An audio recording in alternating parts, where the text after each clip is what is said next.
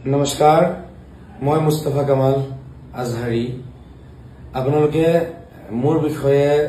সামাজিক মাধ্যমত যিবোৰ দেখিছে বা যিবোৰ কথা প্ৰচাৰ হৈছে আসলতে সেই গুটেইবোৰে ভুৱা প্ৰচাৰ হয় অপপ্ৰচাৰ হয় মোক বদনাম কৰিবলৈ কাৰণে একাংশ হয় এনে কৰ্মবোৰ কৰি আছে আপোনালোকে সকলোৱে জানে যে মই যোৱা কেইবা বছৰ ধৰি অসমৰ সভ্যতা সংস্কৃতি কলা কৃষ্টি জাতি মাটি ভেটিৰ বাবে মাত মাতি আহিছো এটা জাগৰণ সৃষ্টি কৰিবৰ কাৰণে মই চেষ্টা কৰি আহিছিলো আৰু বহুতেই মোক যোৱা কেইবা বছৰ ধৰি জানে প্ৰাণে মাৰিব চেষ্টা কৰিছে সময় সময় অপমান কৰিছে ৰাস্তাত মাৰিছে তেনেকে তেওঁলোকে বহুত কিছুই কৰিছে আপোনালোকে সকলোৱে জানে হিদিনাখনো তেনেকে তেওঁলোকে পূৰ্ব পৰিকল্পিতভাৱে তেওঁলোকে মোক আক্ৰমণ কৰিছিল মই সন্ধিয়া যেটো আমাৰ নামাজ মগৰিবৰ নামাজ হে নামাজ পঢ়ি প্ৰায় 6:30 মান বাজিছে মই মোৰ বন্ধু মুফিদুল ইছলামৰ লগত খুচকাৰি আহি আছিল আৰু আমাৰ আনেজন বন্ধু হযৰত আলীৰ ঘৰত আমি গৈ আছিল এন্ধাৰতে তেওঁলোক বহি আছিল এন্ধাৰৰ হুজুক লৈ পেলাই দুষ্ট চক্ৰই মোক পিছফালৰ পৰা আক্ৰমণ কৰিছে তেওঁলোকে দা লাঠি কুঠাৰ লৈ আহিছিল আৰু লগত তেওঁলোকে মহিলা লৈ পেলাই আক্ৰমণ কৰিছে সম্পূৰ্ণ পূৰ্ব পৰিকল্পিত হয় যিহেতু তেওঁলোকে মোৰ কণ্ঠ ৰোধ কৰিব পৰা নাই আৰু মই যিবোৰ মন্তব্য সদায় দি আহিছো মোৰ মন্তব্য তেওঁলোকে খণ্ডন কৰিব পৰা নাই মোৰ যুক্তি খণ্ডন কৰিব পৰা নাই হেহে তেনে ক্ষেত্ৰত তেওঁলোকে এই মহিলাৰ আশ্ৰয় লৈ পেলাই মোক তেওঁলোকে অপমান কৰিব চেষ্টা কৰিছে সন্ধিয়াৰ সময় আছিল আন্ধাৰ আছিল পিছফালৰ পৰা তেওঁলোক আহিছে আক্ৰমণ কৰিছে মাৰপিট কৰিছে আৰু চিঞৰ বাখৰ কৰি গোটেই মানুহক জমা কৰিছে তাৰ পিছত আপোনালোকে দেখিছে যিবোৰ ভিডিও ফুটেজ ভাইৰেল হৈছে আপোনালোকে তাতে চাব পাৰিব তেওঁলোকে মোৰ কাপোৰ টানি চিঙি ফালিছে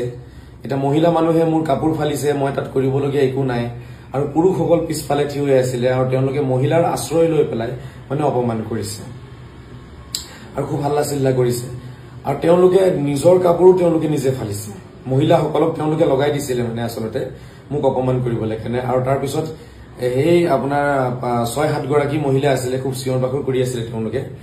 আৰু সেই মহিলাসকলে পিছত নিজৰ কাপোৰ নিজে ফালিছে ফালি তেওঁলোকে মোৰ নামত পুলিচ কেছ কৰিছে গৈ পেলাই মই বোলে তেওঁলোকক অপমান কৰিছো তেওঁলোকক বোলে মই কিবা তেওঁলোকক সন্মানহানি কৰিছো তেনেকুৱা কেছ তেওঁলোকে দিছে এয়া সম্পূৰ্ণ পূৰ্ব পৰিকল্পিত হয় আপোনালোকে একো বিশ্বাস নকৰিব মই 12 জন ব্যক্তিৰ নামত এজাহাৰ দিছো আৰু বৰ্তমান আমাৰ লখিমপুৰ প্ৰশাসনে ইয়াৰ তদন্ত চলাই আছে আৰু অতি সোনকালে আপোনালোকে সকলো বিষয় জানিব পাৰিব কোন অপৰাধী হয় কি শুদ্ধ হয় কি অশুদ্ধ কি হসা কি মিছা আপোনালোকে জানিব পাৰিব মই অসমৰ সচেতন ব্যক্তিসকলক গণ্যমান্য শিক্ষিত মহলক মই অনুৰোধ জনাম যে আপোনালোকে মোক এটা সহাৰি জনাব কাৰণ সদায় জাতি মাটি ভেটিৰ কাৰণে মাত মাতি আহিছো আৰু এনে কৰ্ম কৰিলে শত্ৰু থাকিবই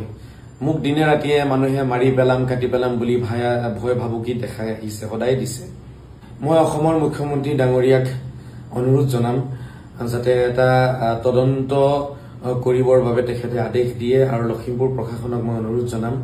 এই বিষয়টো যাতে তদন্ত কৰি পেলাই দোষীক যাতে শাস্তি প্ৰদান কৰে কাৰণ আমি যদি আজি অসমত থাকি মাত মাতিব নোৱাৰো মই যদি অসমত থাকি মাত মাতিব নোৱাৰো দুৰ্নীতিৰ বিৰুদ্ধে যদি মই মাত মাতিব নোৱাৰো তেতিয়া হলে হেয়া বহুত দুখৰ কথা হৈ যাব হেয়া এটা চিন্তাৰ বিষয় হৈ যাব এনেকে যদি সত্য কথাক লৈ আমি আগবাঢ়োতে যদি মহিলাক আশ্ৰয় মহিলাক অস্ত্ৰ বনাই যদি কোনোবাই আমাক আক্ৰমণ কৰে মাৰিব বিচাৰে হেয়া কিন্তু দুখৰ বিষয় গতিকে শ্ৰদ্ধা ৰাইজ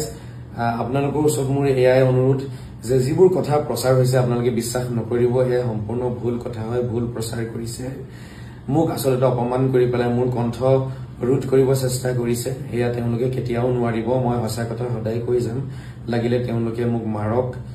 কাটক মোৰ কবলগীয়া তাত একো নাই এদিনটো মৰিবই লাগিব কিন্তু হসা কথাখিনি সদায় কৈ যাম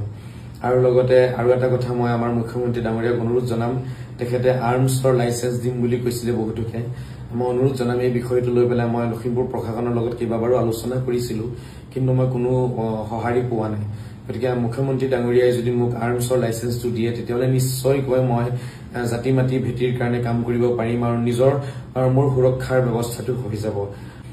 বহু ইলিগেল কাম তেওঁলোকে কৰি আছে আৰু এই ইলিগেল কামখিনি মই বিৰোধিতা কৰাৰ কাৰণে আজি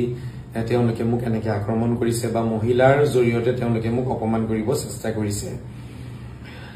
গোটেই তথ্যবোৰ মই লাহে লাহে আপোনালোকক দি যাম বৰ্তমান মই হস্পিটেলত আছো ধন্যবাদ নমস্কাৰ সকলোৱে দোৱা কৰিব আশীৰ্বাদ দিব